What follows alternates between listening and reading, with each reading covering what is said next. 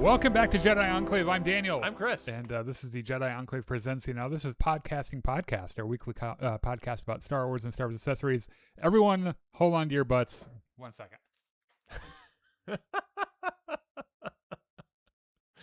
Streaming is so hard, you guys. Like, you have no idea.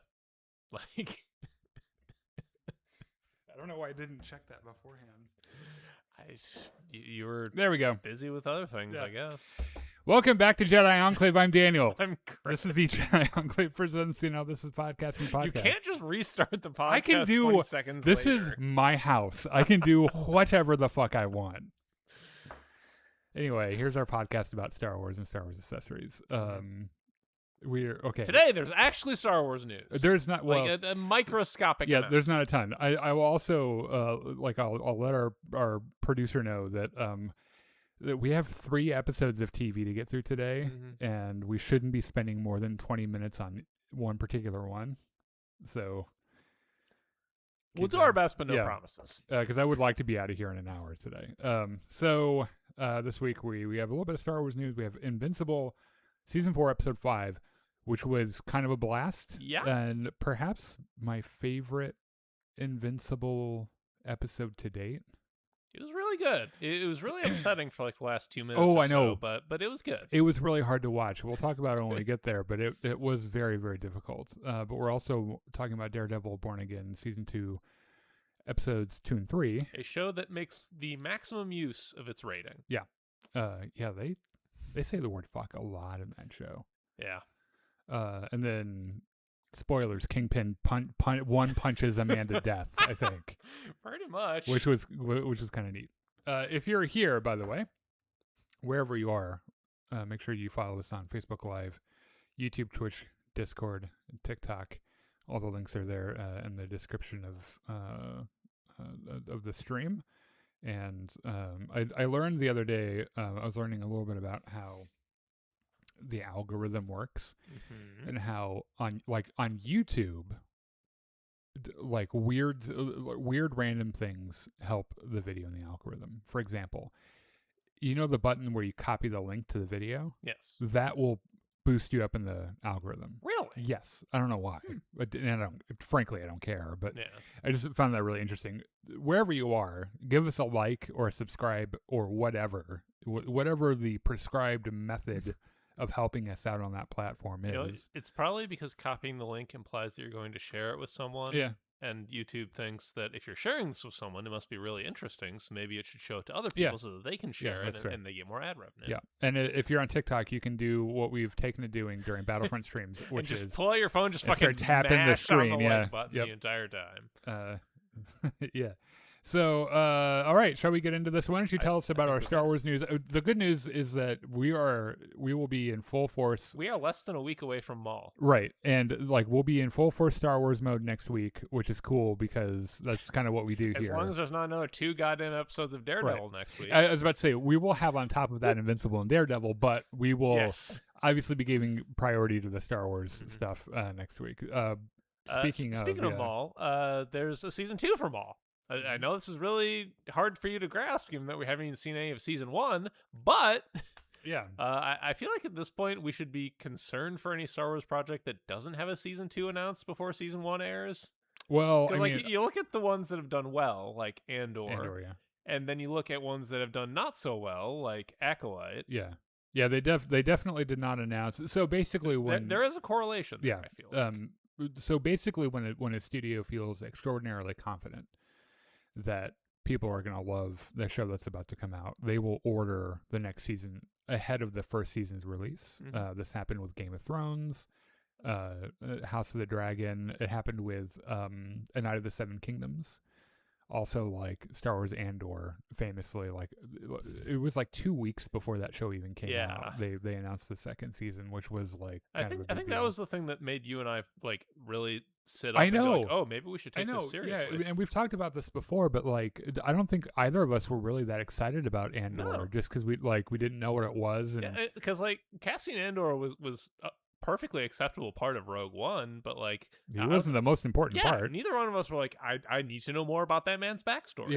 And look what they did with it. So I think this means that Dave Filoni and company probably assume that fans are going to really enjoy the show.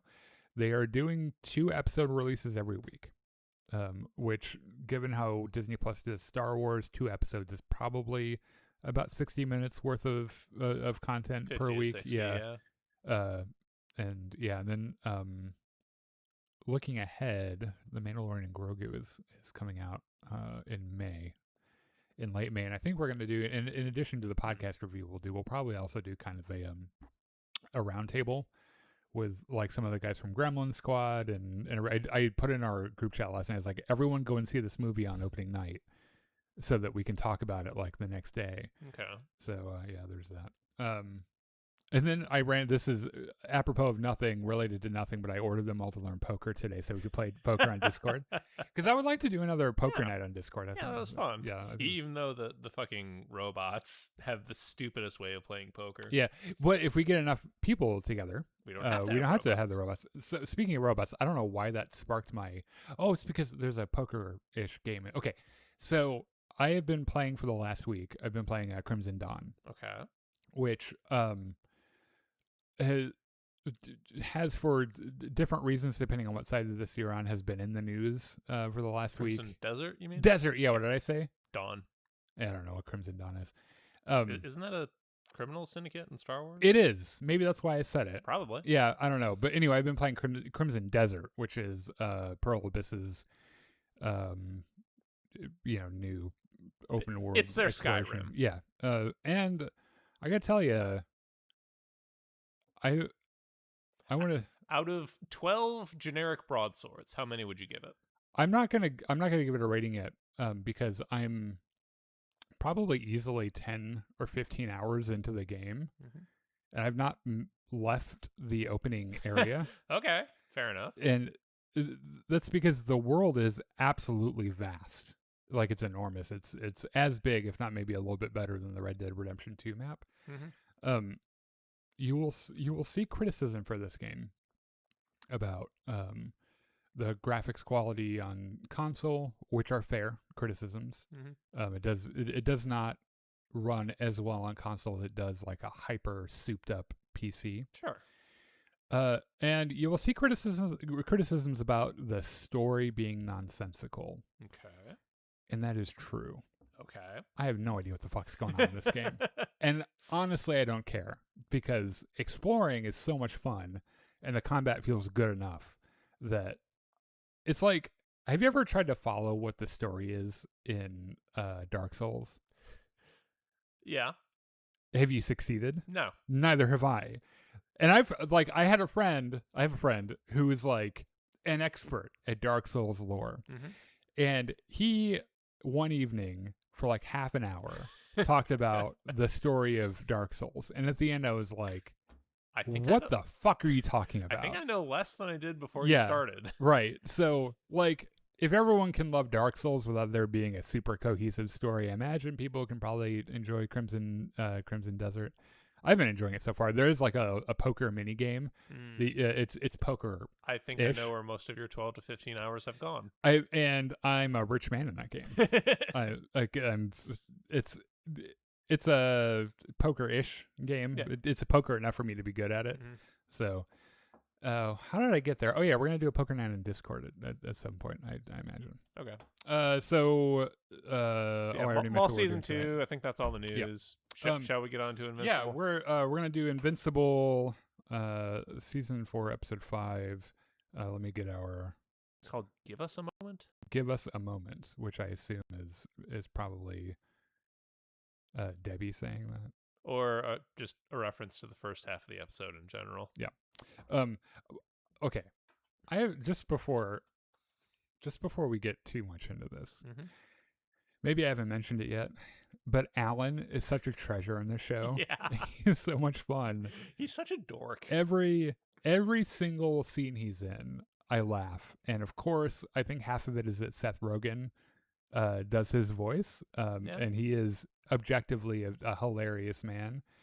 And He has very good comedic timing. Yeah, and, he delivery. Well, I mean, Seth Rogen is a great comedian. Yeah. Like he's really really funny. There's something about his voice that just makes me laugh every single time because he is perpetually Seth Rogen. People know this about Seth Rogen in real life. Is perpetually 100% of the time so high that he can't feel his face.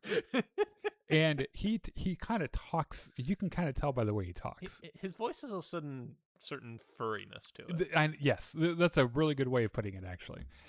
And I just love how this episode starts out. Yeah, with him and Eve, like he's just showing Eve pictures of his cat. Showing this picture, which by the way, we're going to spoil Invincible. So if you've not seen it, go and watch it and come back. Especially this one, it's a really good episode. Yeah, it is. I think probably, and I've been a fan of every season of this show so far. I've really enjoyed it. Probably my favorite episode, if not in my top 3. Okay.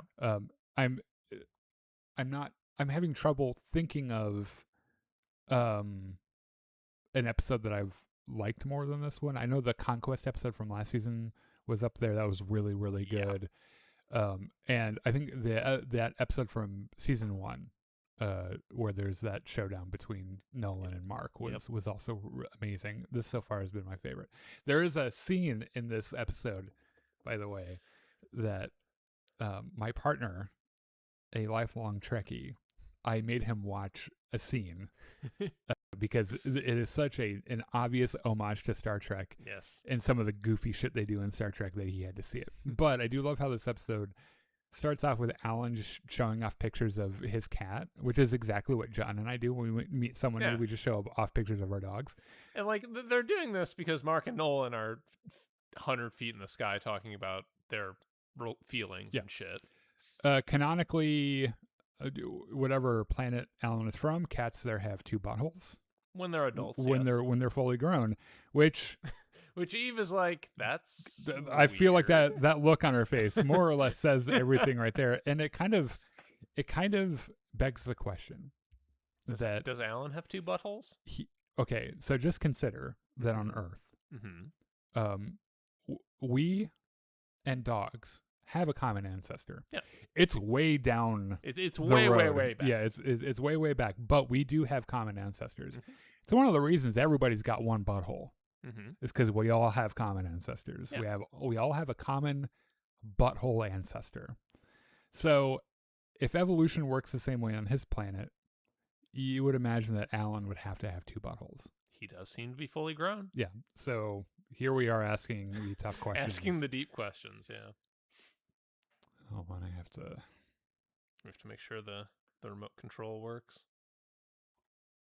There, we did it. Okay. Meanwhile, Nolan's like, hey, I kind of need you to go to space and fight a war, because if you don't, someday the Viltrumites are going to show up and kill everyone on Earth. Yeah, so even, like, you're in this regardless of if you want to be in it or not, right? Because eventually this war is coming to you, and eventually they're going to come after your mother and Oliver and everything. Yes. So we might as well take care of it now. Strike while the iron is hot. Right. Take them out before they take us out. A recurring theme in this episode is Nolan thinking maybe somewhere deep down that he's going to get a happy welcome home. He's going to be received well. Yes, and in one heartbreaking scene in particular, and there are a couple. He just finds out again and again that nope. Yeah, like there are. He crossed a line on his way off Earth, and there ain't no crossing it the other way. Right. So there's also this. I can't remember if I put this in the slideshow. No, I didn't. Because there is a conversation between Eve and Mark as well about whether or not Nolan has actually changed and like what the stakes of this are and everything. And I'm pretty sure throughout the episode we know from previous episode that Eve hasn't told Mark yet that she's pregnant. Yes. And I don't think she tells him in this episode either. This would be a good time to do it. It would be. Yeah. But do you think it would change it? Do you think that if Mark knew that Eve was pregnant, if it would change anything, or do you think it would give him more of a reason to go and fight the war before it got to Earth? I don't know. I imagine that he I imagine that he would be like, well, that's more of a reason I have to go fight this. Maybe. Like, because if we fight the battle here on Earth, what always happens will happen, which is that everything is decimated anyway. Even though I'm the hero at the end and we kill the bad guy, still half of the world gets destroyed. Pyrrhic victories are the order of the day here on Invincible. Yeah, so we might as well, like, Also, I love this. Like, Mark reads Nolan so quick. Yeah. Where he's like, this whole thing, the apologizing, everything, you're doing this for you. Yeah. Right. It's not for me or for anyone else that you hurt. Like you feel bad for what you did, and you want to stop feeling bad, but and that sucks. But like that's not how you apologize to people. This reminds me of Midnight Mass, an excellent series by what's the showrunner's name? Mike something Flanagan. Mike Flanagan. Yeah, Mike Flanagan. Which, if you haven't seen Midnight Mass, go watch it. It's fantastic. It is so good. But one of the main characters is a recovering alcoholic, and there's a sequence where they go through the Alcoholics Anonymous recovery process where you make amends, right? And that's what it feels like Nolan is trying to do here. You're right. That feels exactly like that. So Nolan's like, okay. Well, okay, so he tells Mark, right? He's like, okay, I need to go see your mother. And Mark is like, are you going for her or are you going for you? Should you? I don't think she wants to see you, bro. Because if you're doing it for you, probably a smart move. If you're doing it for her, consider that maybe the best thing for her is to never see you again. Which you can tell Nolan is like, damn. He doesn't want to accept that. Yeah, it's just I think he was really hoping to find at least one person during his little apology tour here that was going to be like, you know what, I forgive you, and he just does not get that, which I'm really happy about. And like I can understand where he's coming from, because he invested a large portion of his life on this planet, and like he even, like, while he's talking to Debbie, he even says, like, I changed as a result of my 20 years here.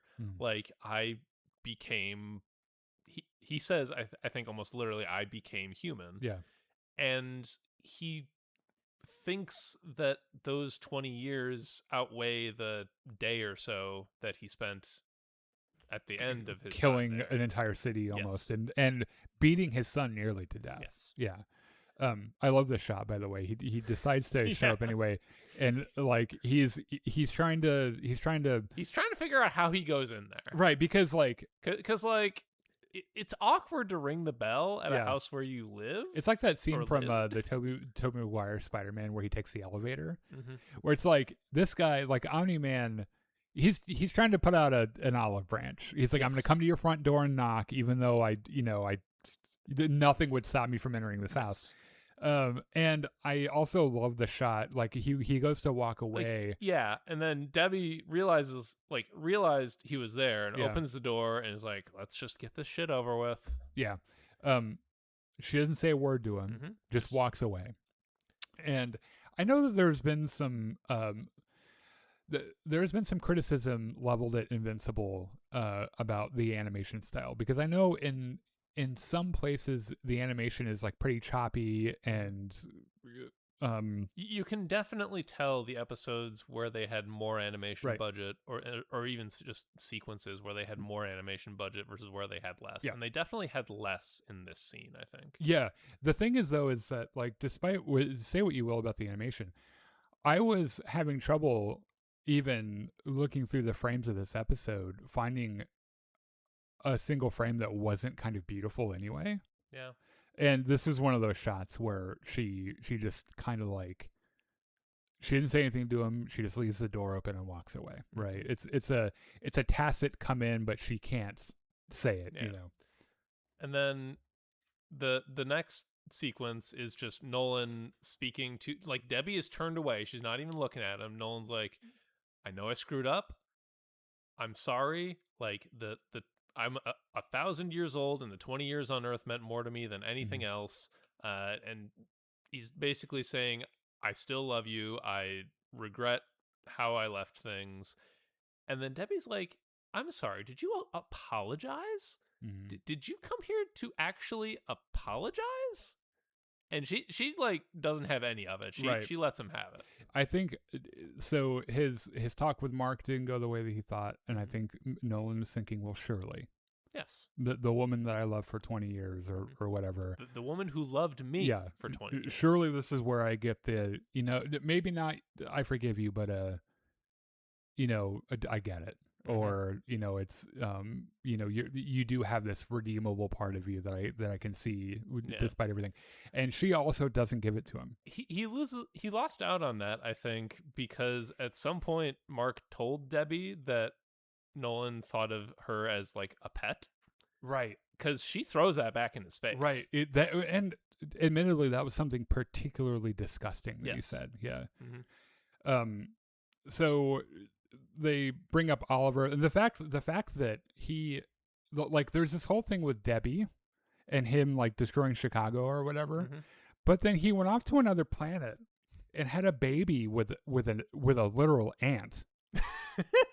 And then she ended up raising him. Yeah. Like Debbie ended up raising him, and like it's like you could not have fucked this more if you had tried. And Debbie, obviously, she really, like, she explodes, she hits him, probably breaks her wrist. Certainly busts up her knuckles. Right. And is like, get the fuck out. Yes. And to his credit, Nolan gets out about as fast as he can. Yep. So, meanwhile, somewhere else on Earth, there is this ugly-looking motherfucker who is, I guess, siphoning energy, electricity, and causing trouble somewhere. And we meet Tech Jacket, who is this universe's other Iron Man analog, I think, or maybe Ironheart. Maybe, yeah. Her suit AI, by the way, is voiced by LeVar Burton. I did not know that. I only know it because the Amazon player has, like, if you mouse over and scroll around, it will pop up stars and things. Well, that's how you can tell we don't watch this on Amazon, because I did not see that. I think the suit's pretty cool. It's a very Ironheart Iron Man kind of suit. It's cool that it does the Tony Stark nanotech thing where, like, if something gets damaged, it just builds it out again. It repairs itself. Yeah. Anyway, she pulls out the electricity and shoots him a whole bunch, and he falls over. Yeah. Who else fucking hates Cecil? There's a really funny, we'll get to it. Yes. I really don't hate Cecil, and I understand, I get it.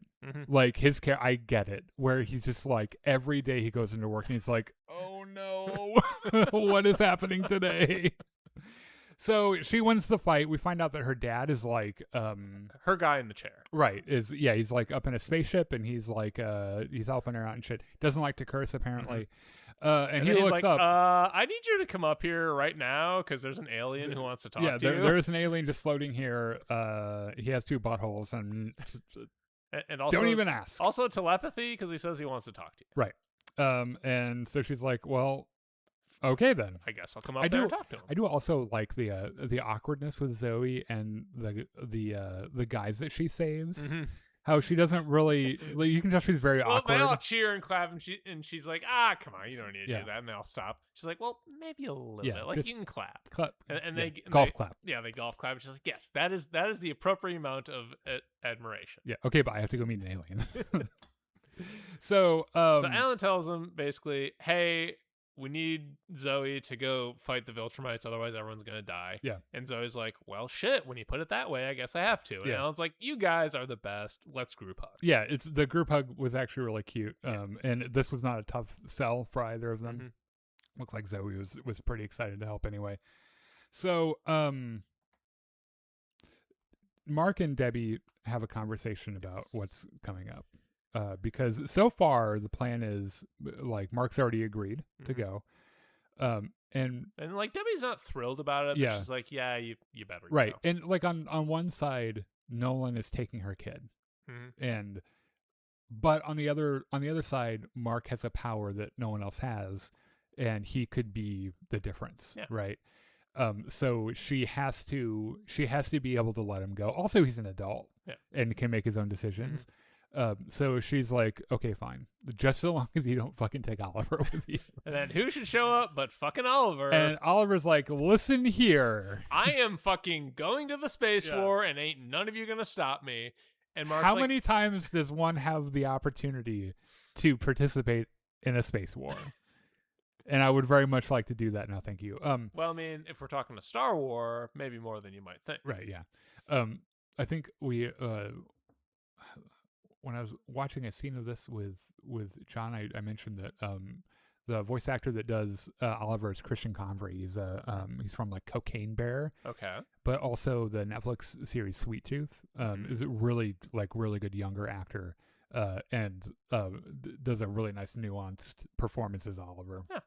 So basically, Debbie's like, all right, you know what? all right. Yeah. I clearly cannot stop you since you can, fly through space, but we're going to have a, by God, really good family dinner first.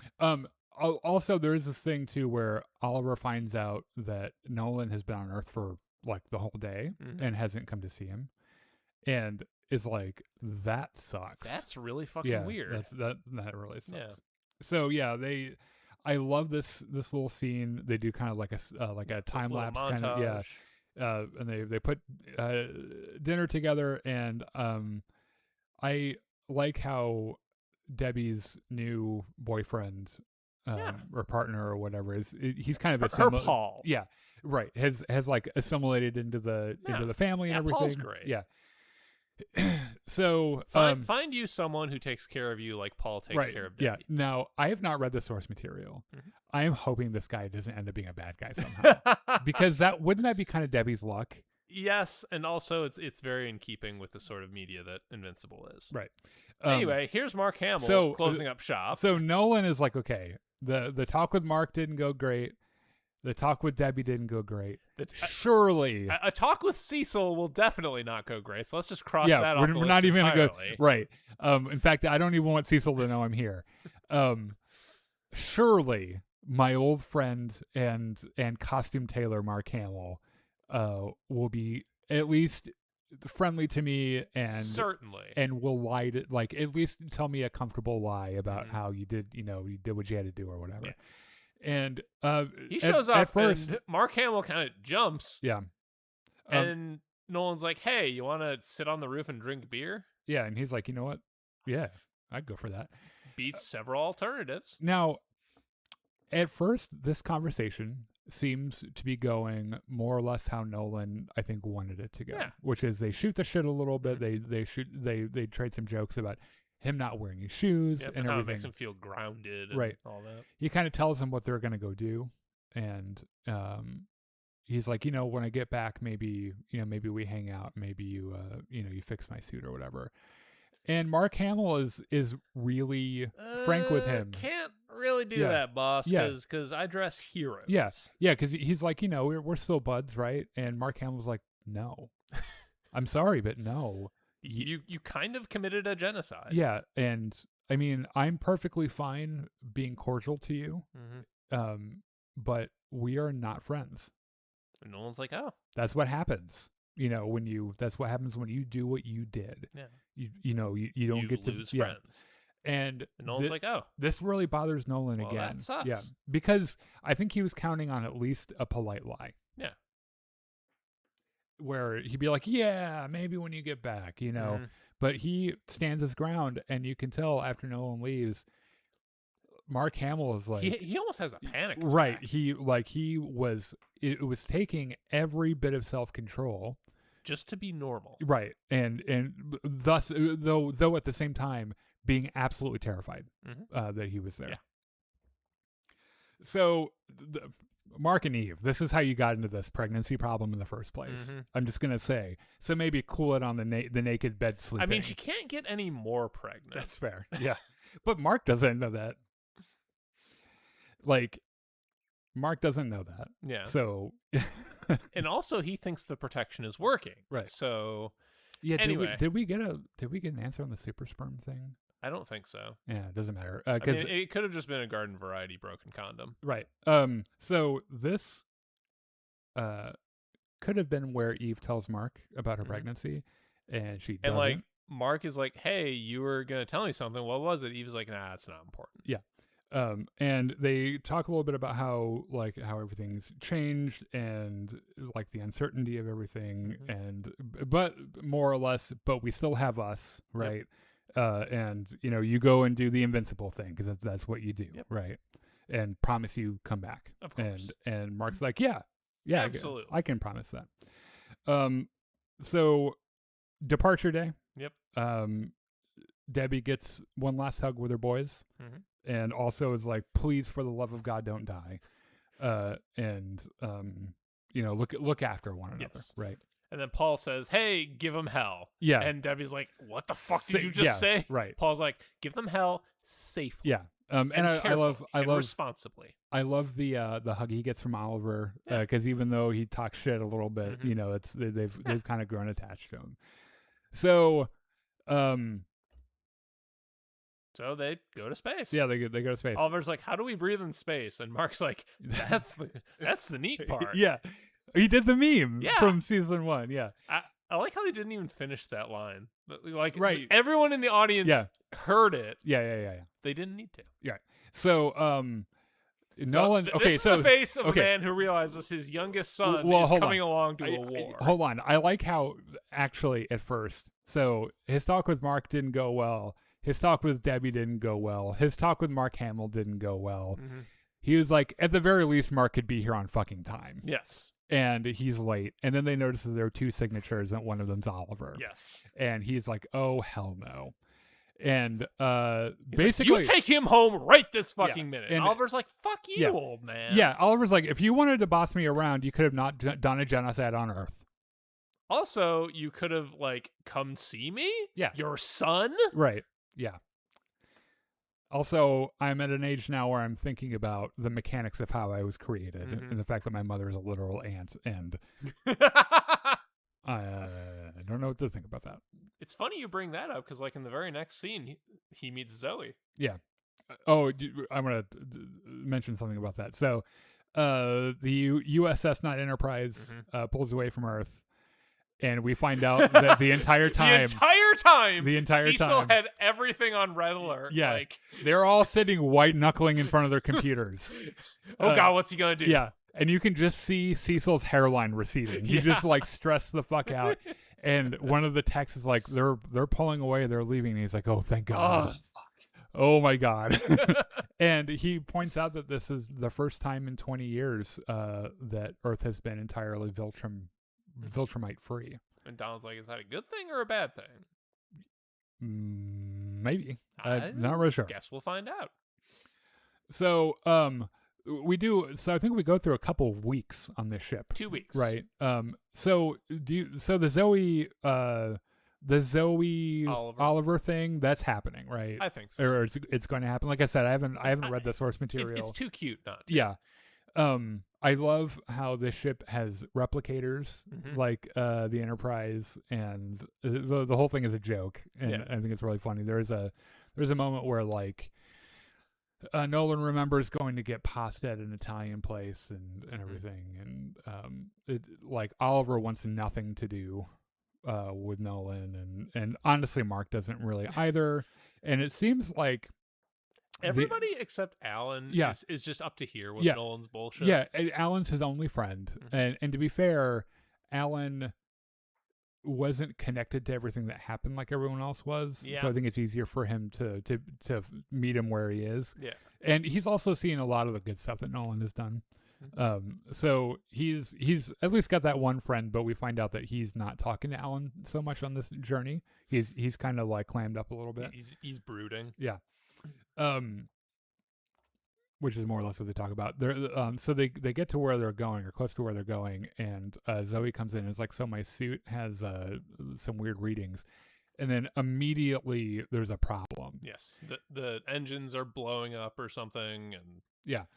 No, well they do the Star Trek thing where the warp core is destabilizing. And General Girlfriend is like, prepare to detach the bridge. Yes. This is the scene that I showed John, because John loves the classic Enterprise D sausage section separation scene. It is a really cool gimmick. Yeah. So the ship explodes. But the bridge gets away. Yeah, the bridge gets away. And so Oliver and Nolan are in the engineering section when it blows up. Yeah. So naturally, Mark is flying around trying to find Oliver. Right. And he is able to find him. He's a little beaten up, but he's fine. But guess what he also finds? Yeah. An entire Viltrumite warship with none other than Conquest. Turns out Conquest and a couple of his buddies are there, and they somehow knew that they were going to be there. I think they picked their destination deliberately because they knew the Viltrumites were going to be there. Oh, maybe they didn't expect for them to be there so quick. Maybe. Yeah. So thus ensues one of the better action sequences in this show. Yeah, it happens in the wreckage of that ship. And I like how they establish good geography in this, where like they'll show you a little fight, and then you'll see something happen over here, and the camera will just pan over there. A lot of action sequences and shows, animated or otherwise, you kind of like lose track of where you are in the geography, and I like how they did that. It's also remarkable that they managed to do this with like people who fly at breakneck speeds. Yeah. I love how still batshit insane Conquest is. Yeah. Because he's pretty much like, you know what, I'm here to finish everything, and you know let's be honest, I would have had you if it weren't for those damn meddling Eves and her fucking magic, right? Because I was whooping your ass before that, and she's not here. Yeah. So. And then Conquest is like beating up on Oliver, and then Nolan's like, "You get your hands off my goddamn son." So at one point, Oliver can't breathe. Yes.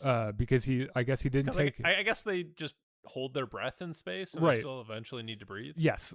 So basically, I think probably because of the explosion of the ship, he didn't have time to take a good lungful of air. Yep. So Nolan's like, "Get the fuck down to that planet and breathe. Go down to that planet, get some air." And so Oliver takes off, and Conquest follows him, and we get this fantastic shot. This is brilliant. This shot was so cool because he stops in the atmosphere for Oliver. Like it's a really satisfying breath. He's out of danger, but Conquest just shows up. But Oliver, and so there's a lot of what happens after this that I can't put in the slideshow because it'll get us tagged on YouTube. Mark shows up and starts just whipping his ass because he knows that he's going to try to kill Oliver. Yes. And you know that what we know about Mark so far in this season is that he's kind of taken this vow that he's not hesitating anymore. That when there is when there's a credible threat against his family, he's going to go for the kill shot. Yeah. And in this case, he locks both his hands around Conquest's throat, says, "You're not going to take another breath." And then they fly around and break up a bunch of rocks and shit. Meanwhile, in orbit, the Viltrumites have some reinforcements that show up.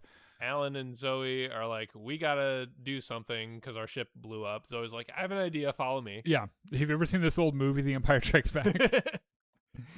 The other Viltrumite guys go out pretty quick. I don't think these guys are Viltrumites though, right? They are not. They are just some servant species. So on the planet, so you mentioned that Mark is choking out Conquest, which seems like an inefficient way to kill someone who can hold their breath long enough to survive in space. Well, consider that so when you're choking someone, the person does not die of oxygen deprivation.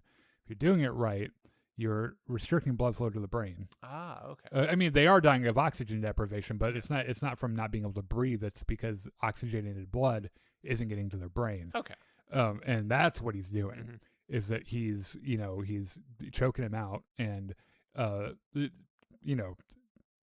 fair enough, Conquest lasts for quite a long time. Yes. But, I think Conquest starts to realize, he's like, oh shit, I might die. I actually do need to breathe at some point. So he's like beating the shit out of Mark as best he can while they're flying around bashing through rocks. Finally, Mark pins him down on the ground, is still choking him. Conquest takes his shiny metal hand and just kind of this is his flesh and blood hand, because that's the one that gets his thumb bit off, and drives it straight through Mark's abdomen. Yeah. Emerging on the other side, and then just starts pulling his fucking... let me get there, because at some point in this, I was like, "Oh God, where are Mark's organs?" And then Yeah. he starts pulling out his intestines. I'm like, "Oh, There are they his are. organs." Yeah, we found them. Yeah, This was it extraordinarily is harrowing yeah, to watch. it's hard to watch. It's really gory. However, Mark does not let go. Yep. And this ends in conquest, and I don't think I have a picture of it because I didn't want to get Yeah. demonetized or get a TOS strike or anything. But Conquest gets sent to the Backstreet Boys reunion too. Yeah, and for real this time. Yes. And Nolan shows up and is like, "Oliver, are you okay? Okay, good. Where the fuck is Mark? yeah, Oh, there the fuck is Mark." And there's his intestines. yeah, they find Mark barely alive, his insides on the outside, Which is a problem because they no longer have a spaceship, which Right. means they don't really have like medical technology. right. So I'm not sure what they're going to do to get out of this one because they kind of need to get Mark's insides back on his inside. Maybe Satan will show up. Maybe Satan will show up and be like, "Hold on, I got this." yeah. So we find out that Alan's wife is General girlfriend. yeah has fucked off. Like there's nothing they could do. Yeah. I mean, they can't fight the Viltrumites, so they made a beeline for home, and their commander guy, this guy, was like, yeah, come on back. It's time to escalate the war, pretty much. Which I think I took that to mean he's gonna bust out that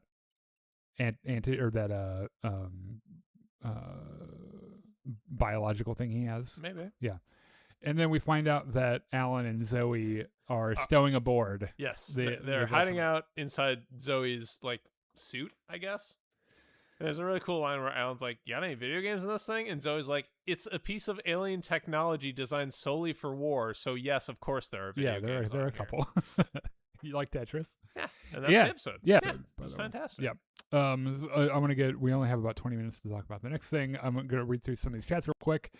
Valen says, "Hello, I'm from Argentina. Am I welcome?" Of course you are. Yeah. I don't know much English, but I tried to join your community. Well, you don't have to know English to join the community. The Dane says, "Hello there." Hello? General Dane. What's this live stream about? We don't know. We have no idea. If you find out, let us know in the comments. Yeah. I'm excited for Maul Shadowlord. Us too. And in fact, next week we will be covering those episodes as they come out. And then, our friend Hayden says, I want to see him establishing the base in Janix. I think he's talking about Maul. Okay, yeah. And then, who else hates Cecil? I do not hate Cecil. Yeah, I don't. In fact, out of all the people in this show, I probably relate with Cecil the most. Because that's what my personality would be. That constantly oh my God, we're all gonna die every day. Well, he's not like that though. He's more pragmatic, but you know that he's the kind of man that stays up at night imagining the worst possibilities. Because that's his job. Yeah. Is to imagine the worst possible scenarios and then try to prepare how to win. Yeah. Right. Which that will take a fucking toll on your psyche. All right. We're going to talk a little bit about Daredevil Season 2.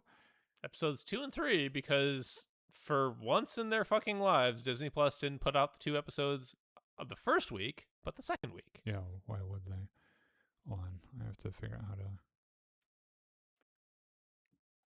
There we go. There we go. Okay. So we left off, Cherry was having a heart attack. Yep. Which happens when your house gets raided by ice, pretty much. Spoilers, by the way, for Daredevil Season 2, Episodes 2 and 3. If you've not seen this, go and watch it. Yes. Let us know in the comments what you thought. So Cherry survived his myocardial infarction, thankfully, because they took him to the hospital. And Matt just kind of watches him go. Yeah, Matt's like, oh, thank God, because I could not lose another person. Yeah. They're trying to make sense of this. Yeah, because Daredevil and Bullseye did not part on good terms. Yeah. But Bullseye has no reason to help him at all. No. In fact, not only does he not have a reason, remember that at the end of the last season, Matt foiled his assassination attempt against Fisk. Mm-hmm. So this is perplexing. I can only assume it's in the enemy of my enemy is my friend situation. Maybe. I don't know. I'm not really sure. Or maybe he figures that this is the best way to fight Fisk now. Or just trying to buy some goodwill. Yeah, I don't know. Maybe he starting to feel bad about everything. Maybe. He goes to church, asking for Sister Maggie, who's away, and confesses that he's betrayed people himself, and he wants absolution. And I love how there are a couple of scenes in the next couple of episodes where the color palette of the room that he's in switches to blue, because I think that's his like psychosis, you know. Okay. And they don't specifically say this, but did he kill this fucking priest? Maybe. I hope not. Well, I don't know. Depends on what kind of priest he was. So Fisk is training for an upcoming fight. Yes. They've mentioned this match. a couple of times. It isn't clear to me exactly what it is. I think it's a charity boxing match or something. Maybe, yeah. He's sitting there talking shop with the British guy, because all their guys are dead that went to go raid Cherry's place. And Cherry's like, all right, your 30 seconds are up. Let's go. Get back. Yeah. And fucking Fisk looks at this man like, who the fuck are you? And like one-shots him. Yes. Just runs at him, whole body moving, hits him. And like, we don't see what happens to him, but there's blood everywhere. Yeah. So like, I assume he might be dead. Fisk like one-shot this dude probably. And he was wearing like boxing armor and shit too. Yeah. So, Matt and Karen kind of regroup a little bit. Yes. So Cherry survived his heart attack, but he's still obviously at risk. They're trying to make sense of the whole bullseye thing. Their plan is to expose Fisk's gun smuggling thing with the Northern Star. Find someone who will, on the legal side that will take up the cause, and they decide to track down. So like Matt works out that the first mate is still alive. So he's like, that's our next move. We're gonna figure out where that person is. And then we find out that ICE has arrested Ariana, I think is her name. Yeah. They raid the Greek restaurant where people are getting out of town. Right. So, okay. So Fisk. Hold on. There is a question that comes up a couple of times, and I'm glad that they lampshaded a little bit here, where it's like Fisk knows that Daredevil and Matt Murdock are the same thing. Yes. So why isn't that his first move? And they bring it up in the show. His British guy, it was like, I mean, that they're the same person. Yeah. And he's like, I can't do that. He was a hero. He saved my life. Wait a second. He's a hero. Yeah. And so he makes a video about, first of all, Daredevil sucks. But second of all, Matt Murdock. You know who doesn't suck? Yeah. Matt fucking Murdock. He saved my goddamn life. He's the greatest guy in the world. We're friends I need now. all of you to look for him. Yes. And tell me immediately if you find him. Yeah, I need you to find my dear friend Matt Murdock. And okay, this is pretty fucking smart. Yeah. Like, this is a good idea. Which I love how Matt and Karen are out when this happens, and they're like, God damn it. We gotta go think of something else. And Karen's like, well, I have a wig. I'm fine. Yeah. And he's like, well, I don't. So what the fuck am I supposed to do? Grow a beard? I don't know. I love these little I don't love them, but it reminds me of like real life too much. This propaganda shit that they're doing with the BB report about like how, New York's great. It's never been safer. Look at this old man playing chess we're winning in all the Park. time. I'm getting tired of winning. Right. So I don't know, if you were to only go off of this, it would seem like public sentiment is kind of uniformly against the vigilantes, but I don't think that's actual reality. I think that actually it's probably split more down the middle, like most things are in reality, and this is just their propaganda machine going. So, they have a little bit of a problem over at Camp Fisk. Yes. And we better start flying through these because we're never going to make this. Basically, the footage of Daredevil from the cargo ship was only in the mayor's office, so it leaked somewhere, and now it's Gandolfini Jr.'s job to find out figure it out. where And the leak is. He knows who it is. It's him. Yeah. Well, no, it's not him. It's his girlfriend, or he wants her to be his girlfriend. BB. Yeah. Which I'm pretty sure he's in love with. Yes. And I think she might actually be into him too, based on how they interact, but maybe because of how things are. Yeah. So we find out. So Fisk's security is, by the way, is just insane. He's got like a whole army of guys there to protect him.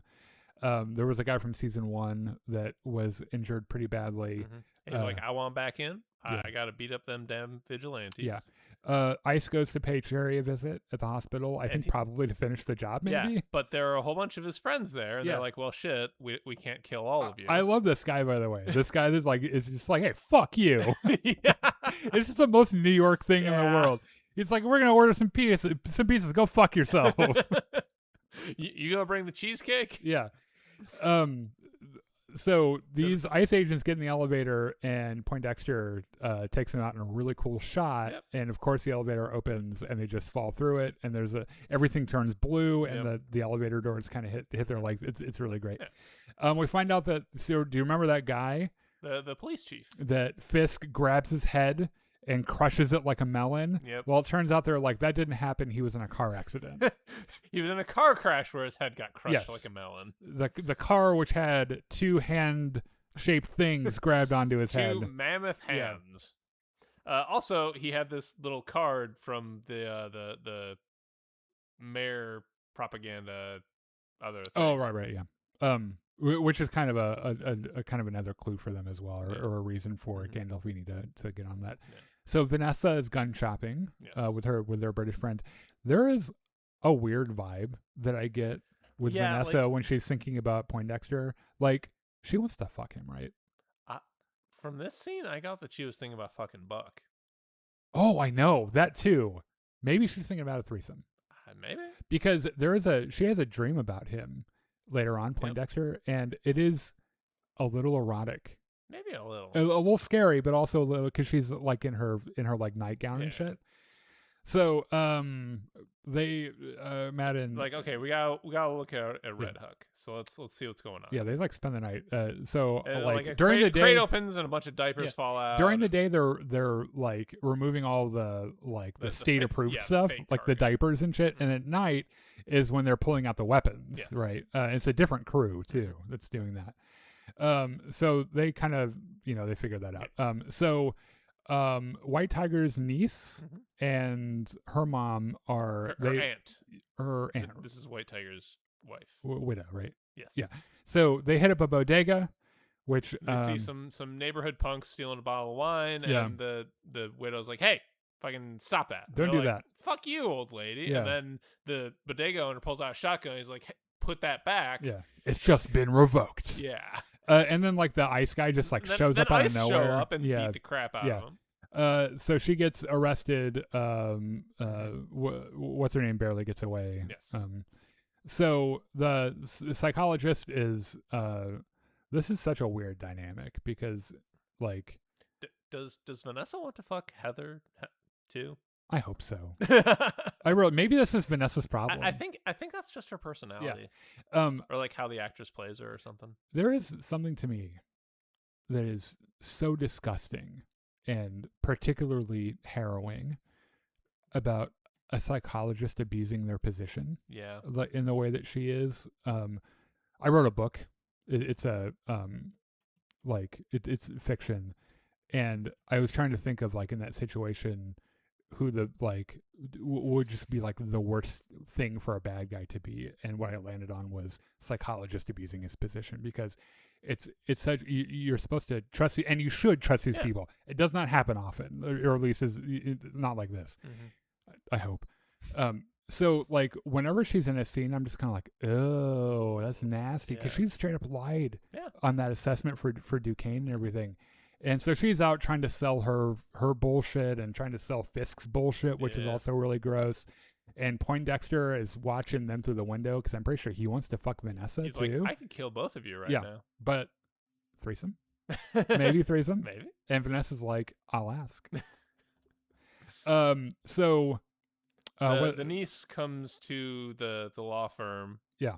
And is like, hey, I need ICE took my aunt. Can you help? Yeah. And she's like, to the extent that I can, I suppose. She looks over and sees her uncle's secret magical amulet, and she's like, you know what? I'm gonna borrow that. I'm gonna use that. So Gandolfini Jr.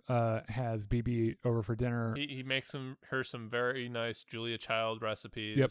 And then it's like, look. Well, with a side of veiled threats. Yes. Which look, yeah. If you leaked that shit, you need to stop right the fuck now. Yeah. And she's like, I'm not going to answer that. And he's like, okay. I will neither confirm nor deny. But we both know, so that's not bullshit here. So they're hanging out at the bar, right? They're having drinks, and then Ice shows up. This is where Vanessa has her dream about Poindexter, and it's like, ooh, I'm in my negligee. Please don't come and get me. And everything's blue and everything, and then she wakes up and everything's fine, and then Fisk like holds her, and she's like, I wanted. Where's your British friend? Get your big meaty hands off me. Meanwhile, in another bed in another part of town. It is nice, like they do these scenes sort of as parallels. Yeah. Because they're both normal dudes, right? Just in bed with their ladies and shit. So yeah, they talk about. They're both talking about their relationship goals. They're just way different, right? Mm-hmm. So yeah, they show up and raid. Ice shows up and raids the bar where they're hiding out, and Daredevil's like, "Okay, Karen, hide. I'll take care of Ice. Yeah, definitely do not go out there and like kidnap an ICE agent. Do not go out and kidnap an ICE agent and then put them in a building somewhere, hoping that we can use them for information." I think this is Frank's hideout. Oh. Because, like, I have some questions about that, by the way. Just looking at it and how I remember Frank's hideout from the first season, they look similar. Okay. I might be wrong. Yeah. But she would know where it was, too. Yeah. Because I feel like Frank's pretty sweet on her. So, yeah. Anyway, Daredevil beats the shit out of some guys, and then Karen's like, hey, don't get mad, but I kidnapped an ICE agent. I found an ICE agent, and can we keep him, please? No, we can't keep it. So this guy, it turns out, is, according to Paige, quote unquote different. He's like trying to join the resistance, and like because Matt is really good at like listening to your bodily functions. I love this because like he says to the guy, "You're lying to me. I'm not lying. You're lying to me. You're not. I'm not lying." He turns to Karen. He's not lying. Yeah, he's not lying. Which I think he can like hear his pulse or whatever. Yes. Yeah. So I cannot remember Heather her name. is still not doing too good because like she has the artist guy's mask. Yeah. And she like pounds a nail into her wall and tries to hang it up or something. So this is right before the trial for Jack Duquesne's. Jacques' trial got moved up by like 2 weeks, and also lawyer lady gets like 20 minutes with. Yeah, it was very Harry Potter in the when he gets it when he goes to court. Right, when he goes to court and they change it last minute and Dumbledore is there 2 hours early. It's kind of like that. So this lawyer lady she's like, dude, you're like a real psychologist. I know that what you're doing is dishonest and gross. You need to stop that. And she's like, well, she's basically like, these guys are dangerous. Like someone has to do something like that. Yeah, one of them tried to kill me. Yeah, so like what Fisk is doing, the ends will justify the means. Pretty much, I think is her thing here. Are you sure about that? No. Oh wait, are you sure? Am I sure or is she sure? Is she sure? Oh, well, I don't know. Anyway, yeah. So they take lawyer lady to go talk to Jack in the off book prison. Yes, in this very long and they put a meta sequence, they put like a meta like that was what I thought it was at first. Whatever those that VR goggles. Yeah. So she finally gets in there and talks to Jack, and Jack's like, this is completely useless, right? Like, they're gonna find me guilty. The verdict is preordained here. And she's like, wow, but the system. And he's like, listen, lady, fuck the system. Like, we both know what's gonna happen. Yeah. So, I had to include this shot because they're like, who looks really, really good, shirtless, the actor that plays Daredevil. Yeah. And so, before we hold on. I like how they make a point of showing as she's walking in, she notices all the things. Yes. Even though she's blindfolded. Yep. There are pigeons and there's water on the ground. Water and all that shit. Yeah. So Matt Murdock is like, look, I'm shirtless. Isn't that hot? And I was like, yes. So they're trying to figure out how to get into Red Hook. Yes. Right. And I don't think they know that that's where the prisoners are. Yeah. They just know that Fisk is hiding something there and they need to get in there. I think probably the guns. Yes. In fact, I think that is what it is. At one point, Karen's like, wouldn't it just be easier if we could just kill Fisk? And Daredevil's like, no, we don't do that. What are you, Bad Frank character. Castle? She's like, Well, he kind of has a point. I was really hoping to see him in this episode, by the way. Well, where the fuck is he? Because he wasn't locked up. He's just kind of on the run doing Frank shit. Okay, I hope he shows up again. I think they even mentioned he's just off doing Frank stuff. Yeah, I really hope he should. We know that he's going to be in Spider-Man. I think he shows up later in the season. Yeah, he's. I love that man. I think he's great. So, So the governor gets a New copy York. of the Red Hook Charter that says that like there are no laws in the Freeport. And she's like, that's what he's doing. Yeah. So she goes to talk to Fisk like, hey, that's some bullshit. Yeah. Come on. Like, come on, man. I know a fucking grift. I know when I see you are it. abusing your office for personal profit, Mr. President. I mean, Mayor Fisk. Yeah, and Fisk is like, no, it's all perfectly legal. Yeah. So there's a weird chat with Gandolfini Jr. and the British guy. Buck. About how you eat before the dinner, that way you're not eating during the dinner and everything. And basically Buck is like, look, you need to figure out this leak thing. Also, talk to the lieutenant governor, get any dirt you can on the governor. And Gandolfini is like, that's easy. I'll be able to do it with my hands behind my back. Like, I managed to convince you to eat a shitty hot dog. Yeah. Like, and he's like, listen to me. You find out who the leak is, because if you don't, I have to do it, and you do not want that to happen. And my solution will be far more permanent than yours. Yeah, and also we get a little bit of character development from him. We find out he was Buck probably SAS. Probably, yeah.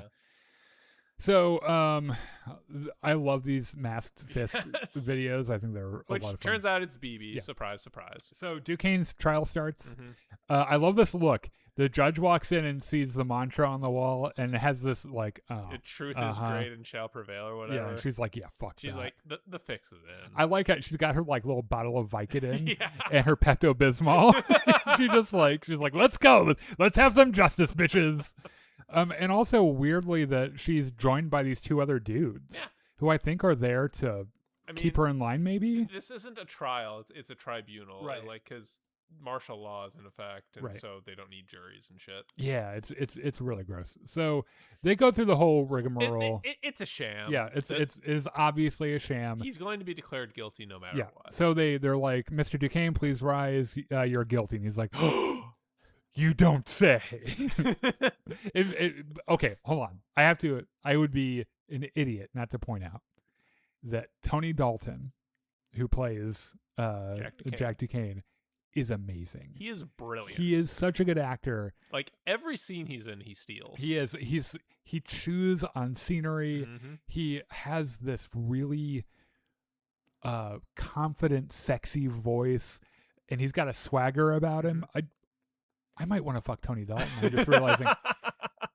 If you've not seen Better Call Saul, he is my favorite character in that. Probably one of my favorite characters in that whole universe. He is so good. So anyway, they're like, yeah, you're guilty. And he's like, yeah. This is my surprise face. Taking me back to prison, I guess. And of course, Fisk. Yes. Yeah. Is celebrating that he got his sham trial to work. Vanessa tries to set Heather up with Buck. Yeah. And Buck goes through this rigmarole about how, we're just humble courtiers at King Fisk's big shindig. Yeah, and she's like, you need to see a therapist. Probably not me, though, given I'm so dishonest. Yeah, he's like, I'll see a therapist. What do you think? So the mayor gives us a little toast, and I love this line from Vanessa. Governor. Or the governor, sorry. And I love this line from Vanessa where she leans in and she goes, she tests you, and he's like, fucking no. And he's like white knuckling the knife. The whole thing is like she tests you because she fears you or something like that. Yeah. And he, like, you can tell he is so close to just stabbing somebody. Yeah. Although I feel like that's his default mood, honestly. So they're pretty close to killing the work guys. Yes, the work guys are all done. Ice is like, get back on the fucking boat. Yeah. Because I said so. Yeah. And we have guns. Right. So Daredevil shows up to lawyer lady. Yeah, and she's like, okay, look, I need you to tell me everything you remember where the about that time pigeons before you went to are, prison. where the little water puddles are, and she's how like, many steps are on the metal staircase. She's Yes. like, I am way too drunk to remember that, so let me just give you like a montage. yeah, and he's like, good enough.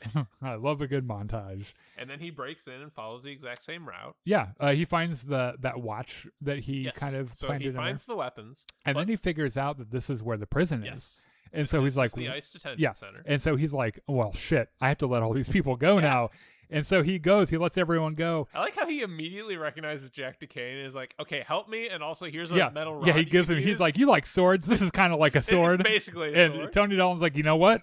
It'll do.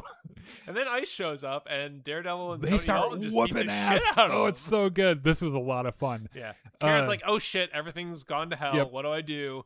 And then Little White Tiger shows up and is like, hey, I stole a radio. Do you want Yeah. it? Well, also I have this amulet. Yeah. So yeah, she tells Daredevil on the inside like kind of what Yeah. before they're like jammed or Mhm. whatever, and then they find an armored truck and pull it right up And because load they get everyone cornered. up and get Yeah. them the fuck out of there. And this is Fisk's. Yes. Oh, I'm gonna have a bad day thing. So But he he's like, hold on a second. finds This out actually about the could be breakout, but good. he's also like, hey, can you blow up that ship now? Yeah. This is we had to kill those guys anyway, Mhm. so let's make this work for us. They blow up the ship, and they're gonna blame the whole thing on Daredevil, Yeah. right? And I think that's the episode. yeah, that's the episode. All right, cool. Now, next week, thank God, We have Star Wars. we will be talking about some Star Wars next week, and I'm so excited. We're going to be watching Maul Shadow Lord. You will have a few days to watch it because I think our show next week's on Friday. So you'll have a few days to watch it. Come and hang out with us, nerd out about it. It'll be a lot of fun. We hope to see you there. Otherwise, thank you for all your support in the comments and everything. Thanks to our producer Matt and his assistant Graham, and we will see you guys later. Episode of the Pit. So thanks, guys. You guys Thank did you. great work. Yeah, Yep, take see it ya. easy.